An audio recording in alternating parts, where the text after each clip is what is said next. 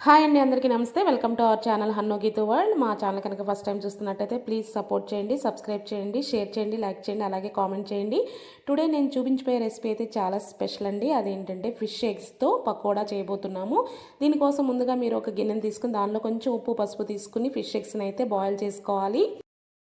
ఇప్పుడు ఒక mixing bowl అయితే తీసుకుని కొంచెం ఉల్లిపాయ ముక్కలు, కొంచెం పచ్చిమిర్చి ముక్కలు, కొద్దిగా కొత్తిమీర, రుచికి సరిపడా ఉప్పు, కొద్దిగా కారం, పసుపు, garam masala, 1 table spoon cornflour, 1 table spoon శనగపిండి, క్రిస్పీనెస్ కోసం 1/2 టేబుల్ స్పూన్ బియ్యపిండి వేసుకుని పక్కన పెట్టుకుందాం. ఇప్పుడు ఉడికించుకున్న ఈ ఫిష్ ఎగ్స్ని వేరొక బౌల్లోకి ట్రాన్స్ఫర్ చేసుకుని కొంచెం చల్లారిందే వేసుకుందాం.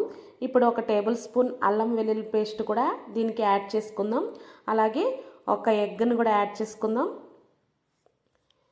ఈ విధంగా ఎగ్ని కూడా యాడ్ చేసుకున్న తర్వాత మొత్తం అంతా మిక్స్ అయ్యే విధంగా కలుపుకోవాలి. ఈ బ్యాటర్ మరీ టైట్గా ఉన్నట్లయితే కనుక కొంచెం వాటర్ని అయితే యాడ్ చేసుకోవచ్చు. ఇప్పుడు ఒక కళాయిని అయితే తీసుకుని స్టవ్ ఆన్ చేసుకుని ఆయిల్ అయితే పోసుకుందాము.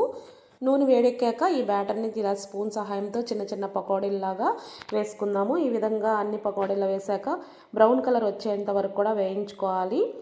ఫైనల్గా తీసే ముందు కొద్దిగా పచ్చిమిరకాయ చీలికలు అలాగే కొంచెం కరివేపాకును కూడా వేసుకుని 1 మినిట్ వేయించుకొని తీసుకోవాలి. ఇప్పుడు మిగిలిన బ్యాటర్ని అంతా కూడా ఈ విధంగా రెండో రౌండ్ పకోడాల్లాగా వేసుకుని ఫైనల్గా బ్రౌన్ కలర్ వచ్చే ముందు ఈ విధంగా పచ్చిమిరకాయ చీలికలు అలాగే కరివేపాకును కూడా వేసుకుని కొంచెం సేపు ఫ్రై చేసుకుని తీసుకుందాం. ఇప్పుడు వేడివేడి పకోడా అయితే రెడీ అయిపోయింది. మా వీడియో మీకు నచ్చితే షేర్ చేయండి. Thank you.